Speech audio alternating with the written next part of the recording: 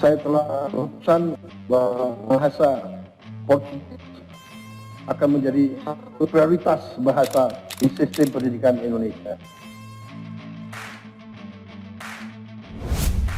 Oke, dua kabar panas. Kali ini yang pertama datang dari Pak Prabowo, presiden kita yang tiba-tiba menyatakan bakal memasukkan pelajaran bahasa Portugis ke dalam dunia pendidikan Indonesia nih bos. Nah lo. Obrigado Brasil! Parado num bailau era popopozão. Wah, itu apa? Ada apa nih kok tiba-tiba ya kan? Apakah alasannya? Mengapa? Setelah ini kita kupas bos. Kemudian kabar kedua nanti datang dari Indonesia Korea Utara, di mana baru-baru ini Kementerian Luar Negeri Indonesia pun akhirnya buka suara soal peluang ASEAN Asia Tenggara membangun kerjasama dengan Korea Utara bos. Nah loh, lantas bagaimanakah peluangnya itu? Penasaran beritanya? Cus! Mari kita korek berita lengkapnya satu per satu bosku.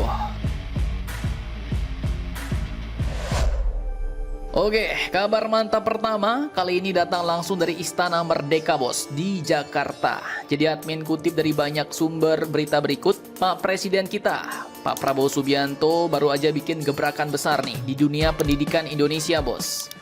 Di mana dalam pertemuan resmi dengan Presiden Brazil, yaitu Mr. Luiz Inácio Lula da Silva, Pak Prabowo pun mengumumkan bahwa bahasa Portugis bakal segera diajarkan di sekolah-sekolah Indonesia. Nah lo, mantap jos, atau biji mana nih menurut kalian bos? Dulu admin selain bahasa Mandarin ya, sempat juga dapat pelajaran bahasa Jerman tuh di sekolah.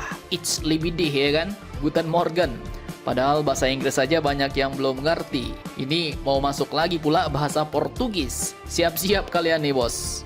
Nah tapi serius nih, langkah Pak Prabowo ini pun ternyata bukan sekedar iseng bos. Ini adalah strategi diplomasi pendidikan untuk mempererat hubungan dua negara besar dari dua benua, yaitu benua Asia dan Amerika Latin.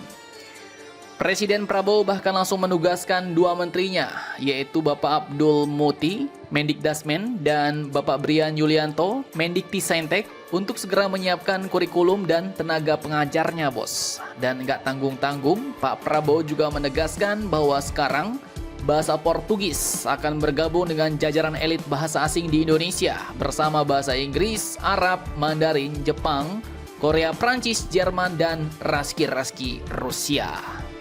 Nah, apa nggak pusing nih ya kan? Lama-lama semua bahasa mau dipelajari nih.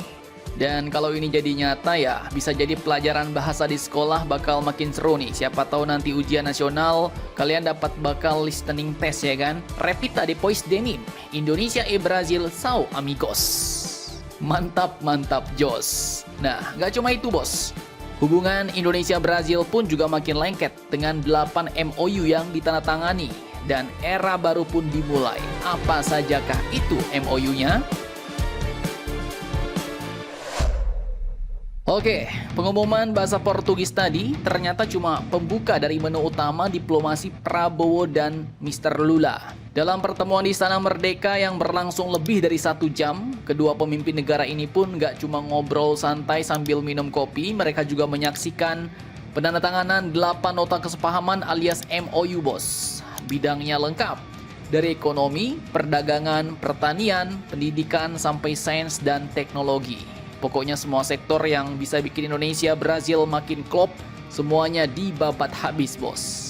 Pak Prabowo pun menyambut hangat Presiden Lula da Silva dan mengingatkan bahwa ini adalah kunjungan balasan setelah dirinya duluan berangkat ke Brasilia pada Juli 2025 lalu. Beliau katakan, ini kehormatan besar bagi kami menerima yang mulia. Kunjungan timbal balik ini bukti bahwa persahabatan dua negara kita kini semakin erat. Pak Prabowo pun menegaskan bahwa hubungan Indonesia dan Brazil kini memasuki babak baru bos. Era kolaborasi nyata yang bakal berdampak langsung bagi rakyat di kedua negara. Sementara itu, Presiden Lula da Silva juga menegaskan komitmen yang sama. Ia berharap kerjasama ini akan membawa dampak keuntungan politik, ekonomi, sosial, dan ilmiah bagi kedua bangsa. Dan kunjungan kenegaraan Presiden Lula ke Jakarta ini pun jadi bagian dari tur besarnya ke Asia Tenggara bos. Di mana langkah ini bakal makin memperkuat posisi Indonesia sebagai pintu strategis Amerika Latin ke Asia. Dan juga dengan langkah ini, Presiden Prabowo Subianto menunjukkan bahwa politik luar negeri Indonesia kini semakin dinamis, berani, dan visioner. Dari diplomasi pertahanan, pangan, sampai pendidikan, semuanya bergerak ke arah yang sama. Mantap, mantap, jos.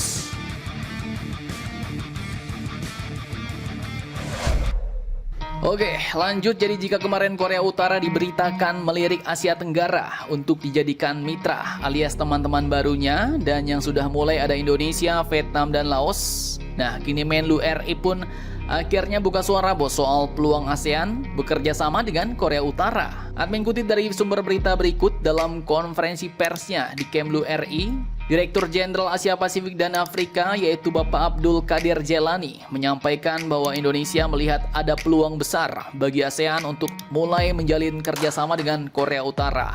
Beliau bilang, harapannya sih negara-negara ASEAN bisa lebih engage alias lebih aktif berinteraksi dengan Pyongyang. Beliau juga mengingatkan bahwa sebenarnya dulu Korea Utara sempat ikut dalam forum regional ASEAN atau ARF bos. Nah, artinya ya hubungan itu sudah pernah terbuka dan kini tinggal dilanjutkan lagi bos. Kemudian dalam pertemuan Indonesia-Korea Utara kemarin, Bapak Sugiono bahkan juga menegaskan bahwa Indonesia siap memfasilitasi Korea Utara untuk lebih dekat dengan ASEAN, termasuk lewat peningkatan partisipasi mereka dalam forum-forum seperti ARF, ASEAN Regional Forum. Nah, sekarang kalau kita bicara soal siapa saja negara ASEAN yang paling berpeluang menjadi mitra baru Korea Utara, yang pertama ya jelas yang sudah mulai kemarin bos, ada Indonesia, Vietnam, dan Laos.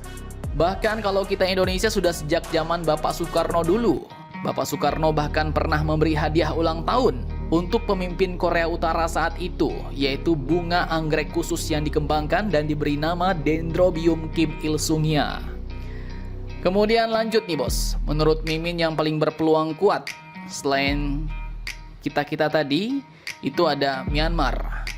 Karena Myanmar dulu sempat dekat dengan Korea Utara lewat kerjasama militer dan teknologi. Walaupun belakangan ini agak redup, tapi potensinya masih ada. Sementara negara-negara lain seperti Kamboja dan Thailand mungkin akan lebih berhati-hati. Apalagi Singapura dan Filipina ya kan? Ini biasanya mereka menunggu posisi resmi ASEAN dulu sebelum ikut melangkah. Sementara tetangga dekat kita yaitu Malaysia, nah ini nampaknya agak berat nih. Soalnya Malaysia dulu malah pernah berantem, ribut dengan Korea Utara ya kan. Nah jadi kalau diplomasi ini berhasil ya, bukan nggak mungkin bakal terbentuk babak baru diplomasi regional. Dari yang dulu dingin, kini menjadi semakin hangat bos. Bahkan ASEAN bisa aja jadi jembatan emas buat Korea Utara keluar dari isolasi internasionalnya dan mulai terbuka terhadap dunia luar. Nah, jadi bagaimana menurut tentang hal ini? Jangan lupa komentar, tetaplah kalian barbar, dan jangan santuy terus. Demi Indonesia tangguh, salam Indomax Indo Magazines.